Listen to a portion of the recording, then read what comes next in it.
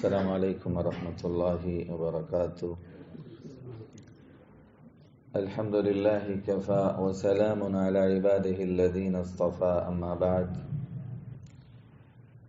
اعوذ باللہ من الشیطان الرجیم. بسم اللہ الرحمن الرحیم. وَلَكُمْ فِي الْقِصَاصِ حَيَاةٌ يَا أُولِي الْأَلْبَابِ لَعَلَّكُمْ تَتَّقُونَ. سورۃ البقرہ کی آیت نمبر 179 کی میں نے تلاوت کی ہے.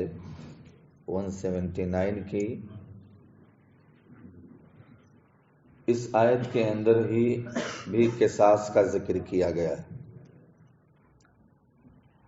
اللہ رب العزت کا ارشاد ہے وَلَكُمْ فِي الْقِصَاصِ حَيَاةٌ يَا أُولِي الْأَلْبَابِ.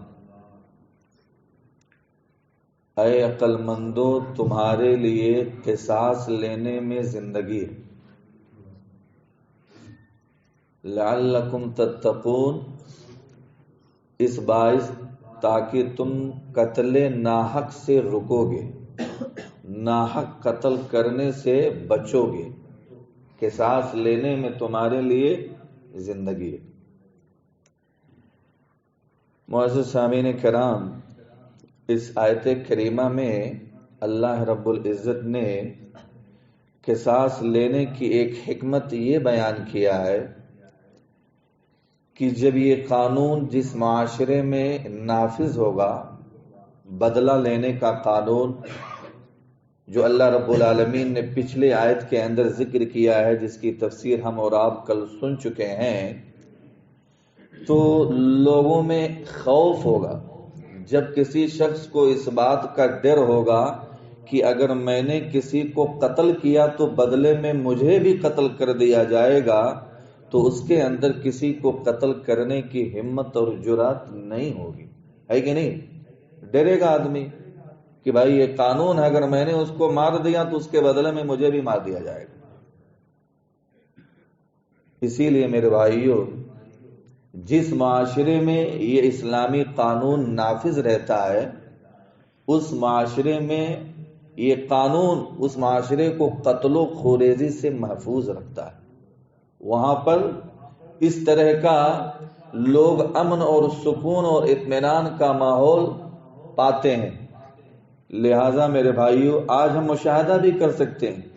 آج دیکھیے سعودی عربیہ کے اندر آج اسلامی قانون نافذ ہے، تو الحمدللہ وہاں اس کے برکات موجود ہیں. وہاں پر یہ قانون نافذ ہونے کی وجہ سے میرے بھائیوں بہت ساری برکتیں موجود ہیں. کاش اگر ہر اسلامی ممالک اسلامی قانون نافذ کر کے اپنے عوام کو راحت و سکون پہنچائیں، یہ بڑی اچھی بات. لیکن بہت سارے اسلامی ممالک بھی ایسے ہیں جہاں پر یہ اسلامی قانون نافذ نہیں ہے. میرے بھائیوں، یہاں پر اس آیت کریمہ میں اللہ رب العالمین نے جو یہ بیان کیا کہ قصاص لینے میں تمہارے لیے زندگی ہے. زندگی سے مراد یہاں پر حافظ ابن کثیر رحمہ اللہ علیہ نے جو لکھا ہے، نسل انسانی کی بقا. ویسے بظاہر دیکھنے میں تو معلوم ہوتا ہے کہ ایک آدمی قتل کیا گیا تو اس کے بدلے میں دوسرے کو مارا گیا، تو 2 آدمی قتل کیے گئے، تو اس میں بقا کیسے؟ بقا اس لیے ہے کہ جب دوسرے لوگ قتل ہوتا ہوا اس کے جرم کی سزا دیکھیں گے تو دوسرے بہت سارے لوگ اس جرم سے رک جائیں گے، بچ جائیں گے. اسی وجہ سے مار دھاڑ یہ قتل نہیں ہوگا. تو ایک حساب سے یہ بقا ہی تو ہے نسل انسانی کی. اب آئیے اس سلسلے میں شیخ الاسلام علامہ ابن تیمیہ رحمۃ اللہ علیہ السیاست الشرعیہ کے اندر قتل کی 3 قسمیں ہیں، وہ لکھتے ہیں. یعنی قتل جو ہوتا ہے نا، اس کی 3 قسمیں ہیں. نمبر 1 قتل عمد، جان بوجھ کر کے قتل کرنا. ایک ہوتا ہے نا کہ کوئی شخص کسی آدمی کو جان بوجھ کر کے قتل کر دے، تو اس کے اوپر قصاص لینا واجب ہوگا.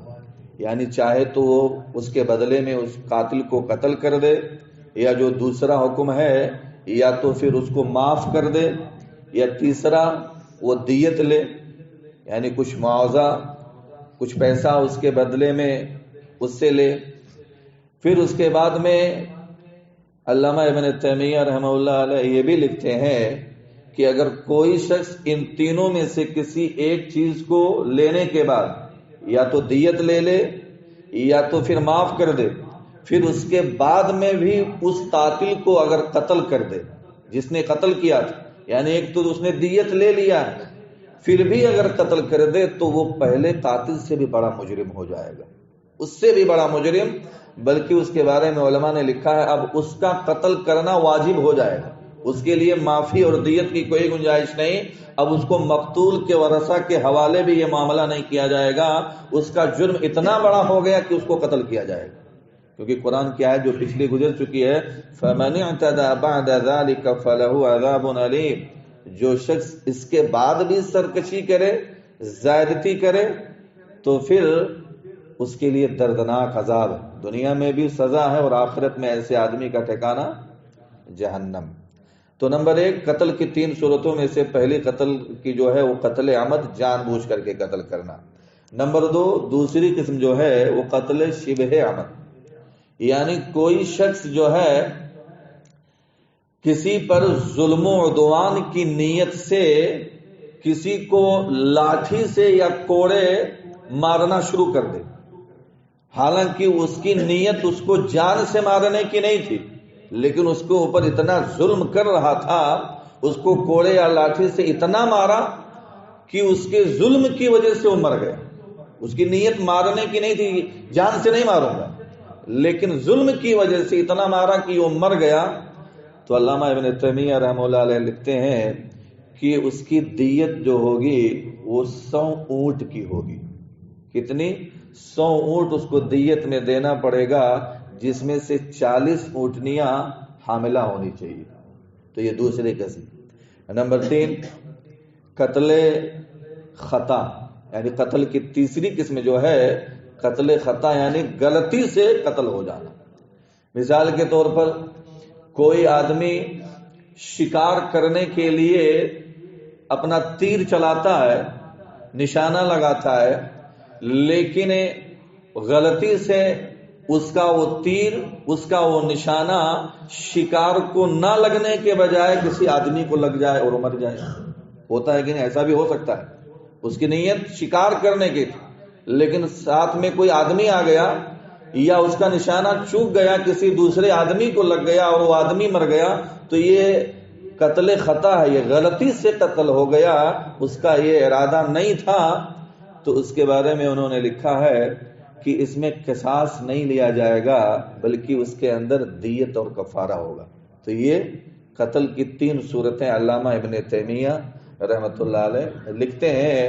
لہذا میرے بھائیو، ہم اور آپ کو اس آیت کریمہ کے اندر یہ پتہ چلا، اللہ رب العالمین نے جو بیان فرمایا، اے عقل مندو، تمہارے لیے قصاص لینے میں زندگی ہے، نسل انسانی کی بقا ہے، اور خصوصاً امت محمدیہ کے لیے یہ کتنا بڑا اللہ رب العالمین کا فضل و کرم ہے، انعام ہے، احسان ہے کہ اللہ رب العالمین نے اس امت کے لیے 3 چیزوں کا اختیار دیا ہے۔ مسند احمد کی حدیث ہے، رسول اللہ صلی اللہ علیہ وسلم نے بیان فرمایا کہ مقتول کے ورثہ کو 3 باتوں میں سے ایک کا اختیار ہے۔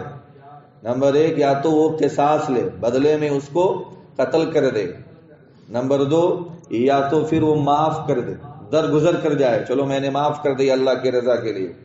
نمبر 3، یا تو پھر وہ دیت لے، کچھ معاوضہ، کچھ رقم لے کر کے اس کو چھوڑ دے۔ اللہ کے نبی نے کہا اگر ان تینوں صورتوں کے علاوہ وہ کچھ اور کرنا چاہے، اس کو روکو اس سے، اس لیے کہ قرآن میں یہ 3 چیزوں کا اختیار ہے، کوئی اور اپنے طرف سے کچھ کرنا چاہے تو اس کو روکو۔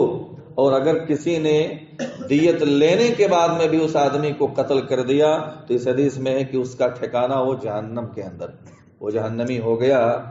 میرے بھائیو، یہ فضل و کرم امت محمدیہ کے لیے میں نے کل بھی بتلایا تھا کہ یہودیوں کے یہاں، یعنی اہل تورات کے یہاں صرف 2 ہی چیزیں تھی، یا تو قصاص لو یا تو معاف کرو، اور عیسائیوں کے یہاں صرف معافی تھی، ان کے یہاں بدلہ بھی نہیں لے سکتے ہو اور دیت بھی نہیں تھی۔ لیکن دیکھیے اللہ کا فضل و کرم اس امت کے اوپر کتنا زیادہ ہے. ہم تینوں آپشن میں سے کوئی بھی آپشن اختیار کر سکتے ہیں. اگر ہم بدلہ لینا چاہیں تو بدلہ بھی لے سکتے ہیں، معاف کرنا چاہیں تو معاف بھی کر سکتے ہیں، یا پھر ہم دیت بھی لے سکتے ہیں. اللہ سے دعا ہے اللہ تعالی ہم تمام لوگوں کو قرآن و حدیث کے مطابق زندگی گزارنے کی توفیق عنایت فرما. اللہ ہم سب لوگ گنہگار ہیں، ہم سب لوگوں کے گناہوں کو معاف فرما. اللہ ہم سب لوگوں کو جنت الفردوس کے اندر جگہ دے. اللہ ہم تمام لوگوں کو جہنم کے عذاب سے بچائے. آمین. وآخر دعوانا الحمد للہ رب العالمین. السلام علیکم ورحمۃ اللہ وبرکاتہ.